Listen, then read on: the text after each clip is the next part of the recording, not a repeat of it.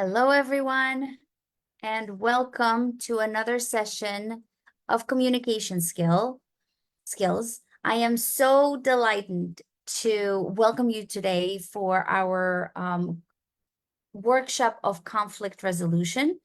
And in today's discussion, we'll talk about conflict resolution and negotiation skills. And I want to introduce you to this not just for business related conflict. This can be used in a professional, personal conflict, personal relationship, and even professional environmental. So let's dive into today's presentation.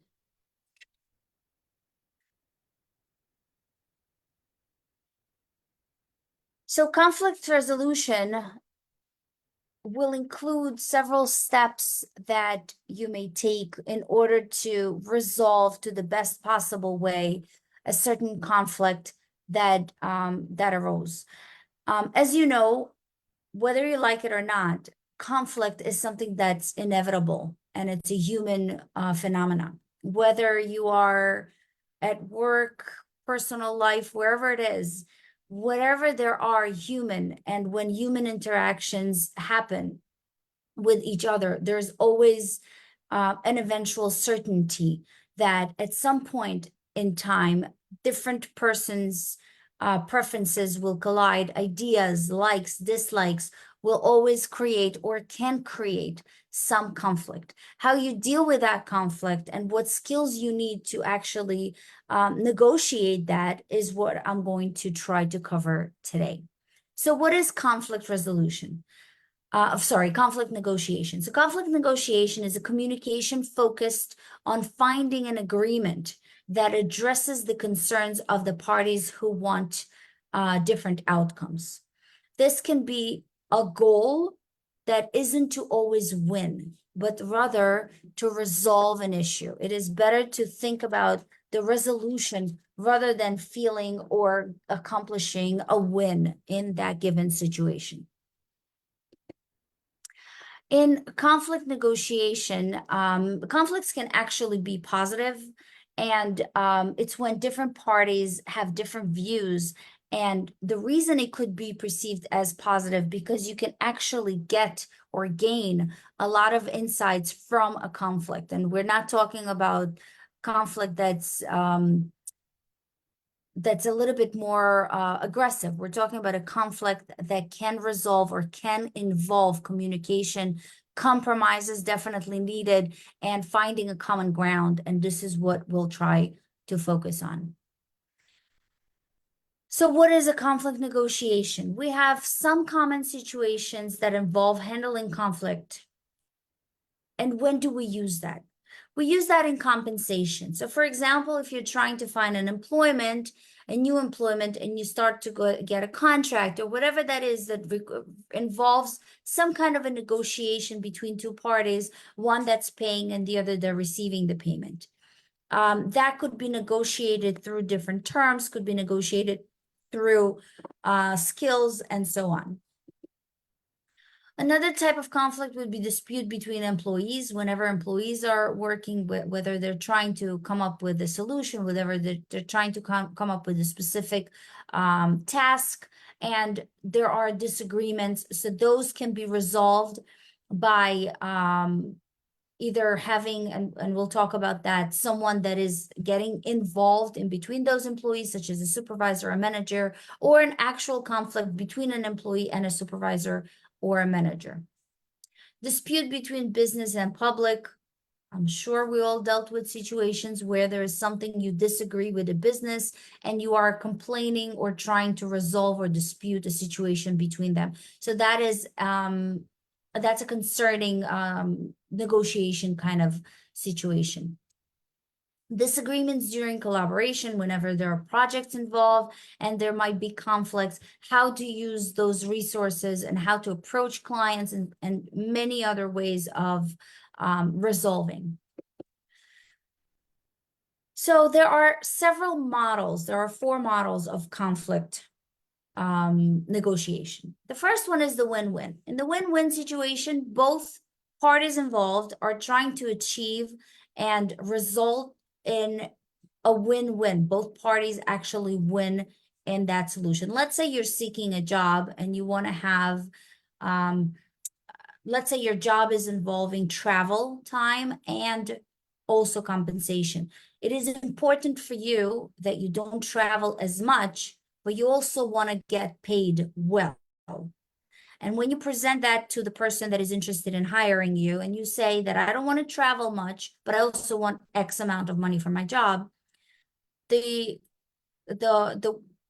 work giver, the employee, can suggest, the employer rather, can suggest to give you either one or the other. The employer can tell you, well, I can't give you that pay if you don't travel this much. Or I can give you more pay if you travel this much. This is basically a skill that can be negotiated through the win-win approach. So this way you get paid what you want and you agree to travel based on being paid more, or you get paid whatever the employer offers and you get to keep less travel. So it's a win-win on both approaches. You get what you want, the employer get to keep a valuable employee with whatever he or she could offer. Another one is a win-lose. The win-lose is only one party is gaining from it, the other one will be losing. And this type is really more common, especially when there's certain things that are just not being able to be negotiated to have both parties win. And even though sometimes one party loses, they agree on that loss. A great example would be an agreement in court. Instead of going through trial, instead of going through all that ordeal, one party agrees to pay a settlement.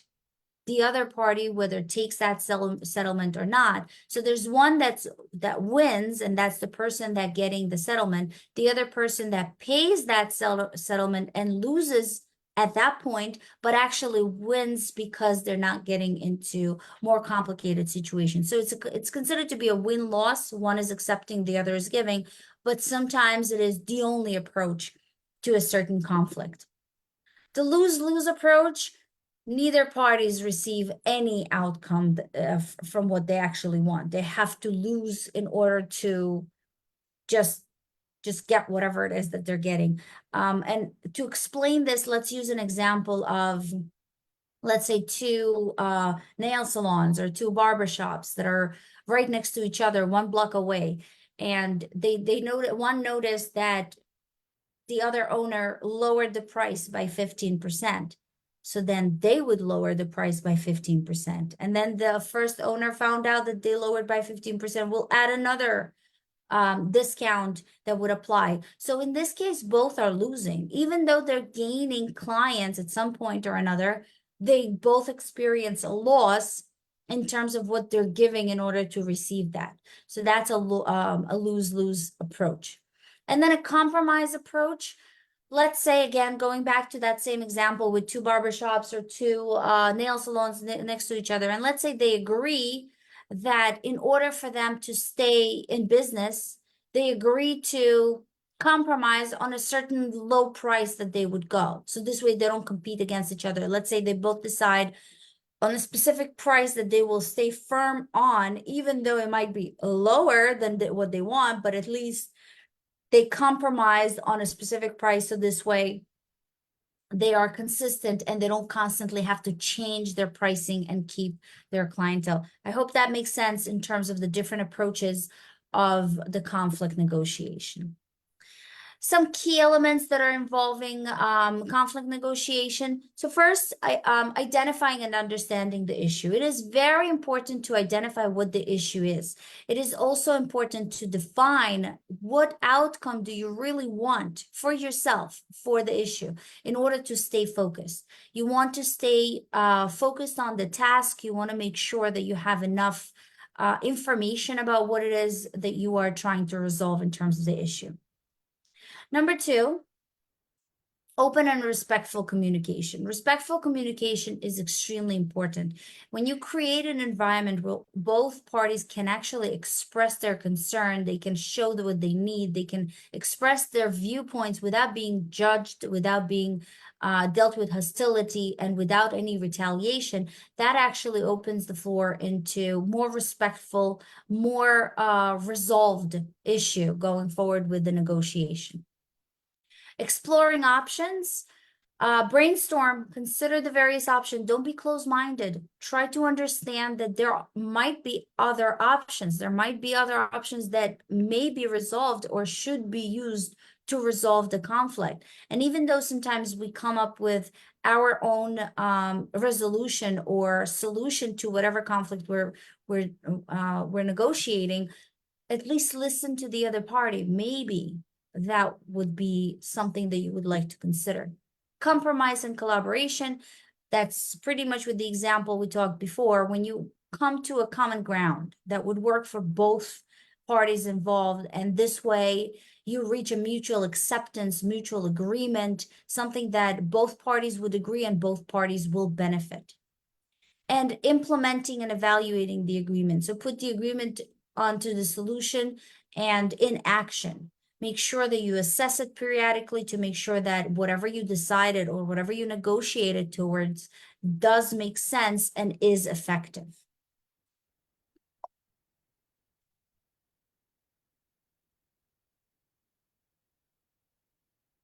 And expectation skills.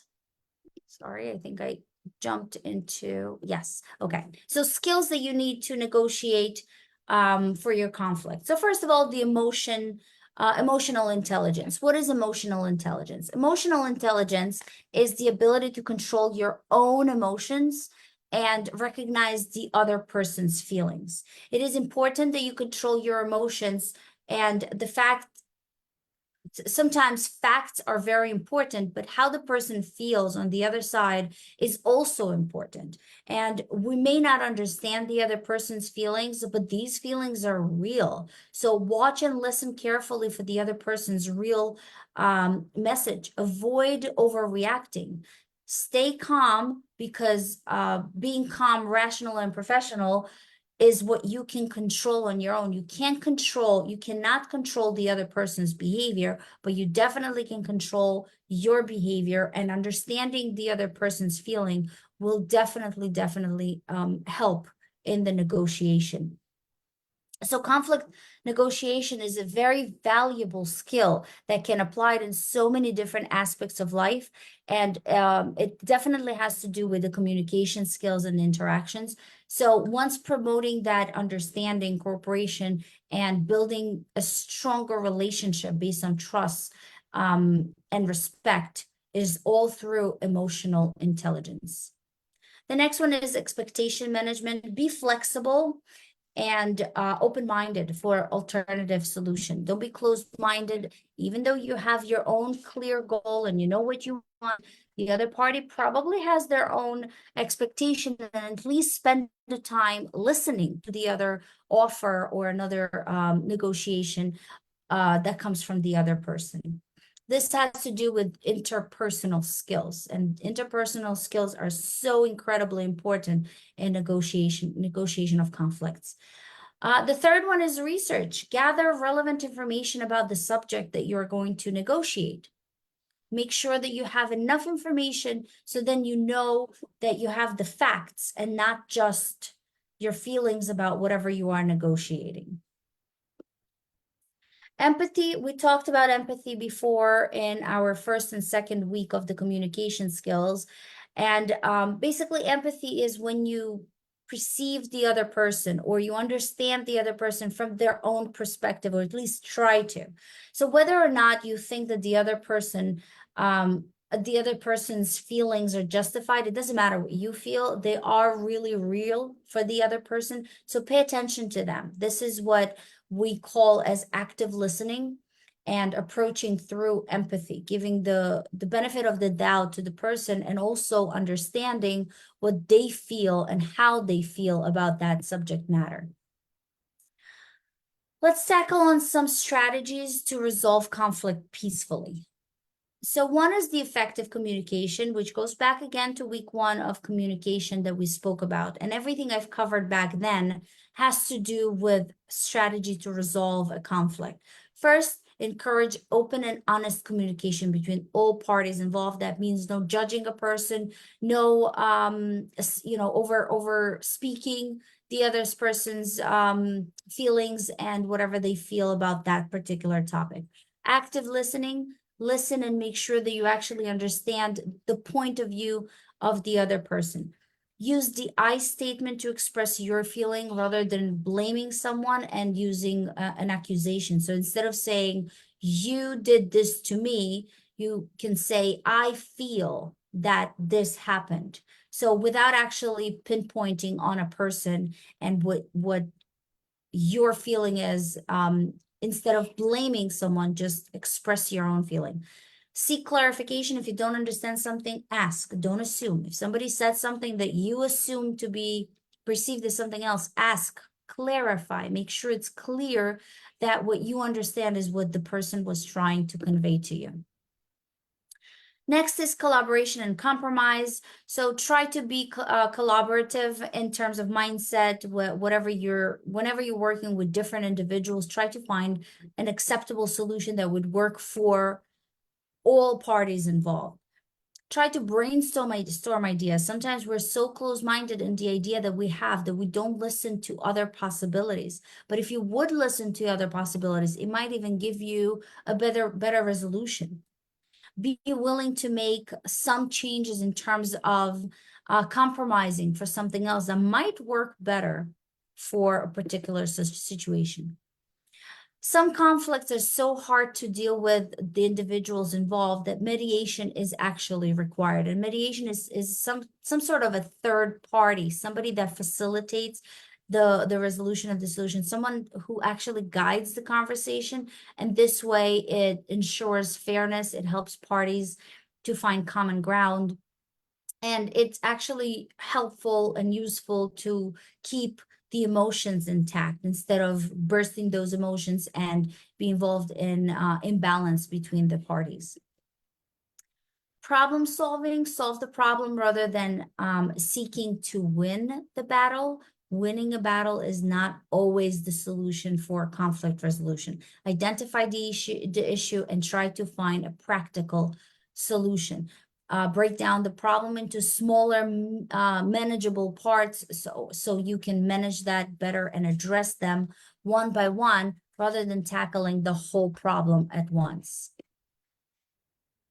Empathy and understanding. So as we discussed before, show empathy, understand, and acknowledge the other people's feeling. The sentence that work best is, I know how you feel, or I understand how you feel, but. So this way you can actually explain, but also show at the same time that you are understanding towards the other person.